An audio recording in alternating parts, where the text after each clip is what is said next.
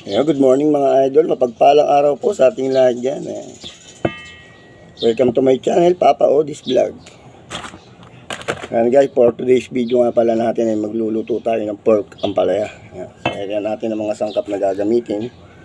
Naghiwa na rin ako ng mga aromatikong pangpalasa. Ayan, bawang sibuyas. Ayan. Siyempre, gagayatin muna natin ating mga pork ng maninipis para madali siyang maluto.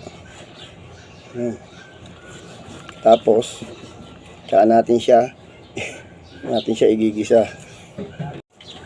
At ayan na nga mga idol, hiwa na ang ating pork. Yan, ka-slice na po siya ng maganda. At saka ang ating ampalaya. So ayan guys, ang gagawin natin ngayon guys ay magigisa na tayo. At ayan na nga mga idol, magigisa na tayo. Lagyan na natin ang ating bawang. Halu-haluin lang natin ng kaunti para pumulo lang siya, lumabas ang kanyang matinding aroma. Okay, lagyan natin yung sibuyas. Ayan, mapula na yung bawang. Ang masarap ito. Hinta sa mumula yung bawang, lalong sumasarap. Ayan.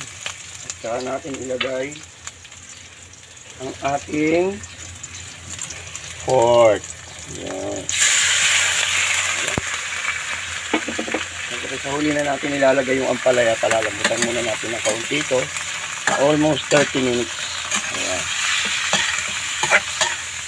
Pag medyo na puputi-puti siya, saka natin siya tatakpan. Mga idol, simpleng ulam lang sa ating pananghalian. Pero susulitin natin yung lasa ng siyempre.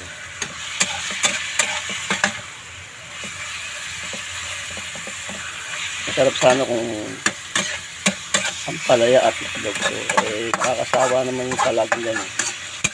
Ibahin naman natin. Halit 3/4 na baboy nga pala ating ginamit dito. Puro laman. Ayan.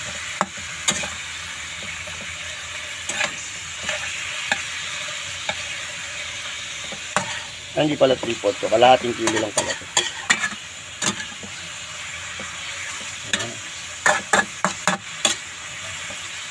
Ayan, takpan na natin mga idol.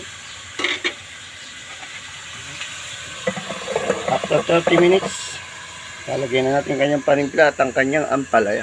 Ayan na mga idol, 30 minutes na ang lumipas. Ayan.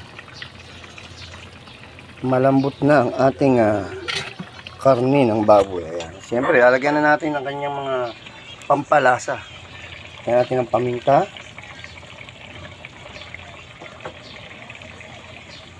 Natin ang konting toyo. Ayan. Pampapula. Siyempre, oyster sauce. Ayan. Yan ang magpapasarap sa ating pork ampalaya. Siyempre, lagyan na rin natin yung ating ampalaya bago natin siya haluin. Ayun. Ayan na mga idol. Konting kembot na lang. Maluluto na. Maluluto na ang ating pork ampalaya.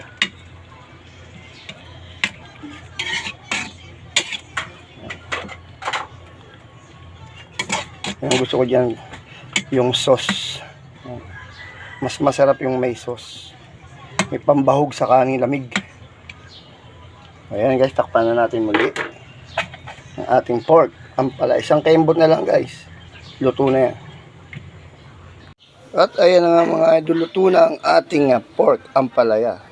Ayan guys, maraming salamat. Kung nagustuhan nyo ang aking video guys, huwag nyo lang kalimutang mag-follow, like, and share. Ayan. Mag-subscribe na rin kayo para mas masaya tayong lahat. Ayan. So ano pa hinihintay natin mga idol? Bakbakan na natin to at mag-iingat kayo palagi at God bless.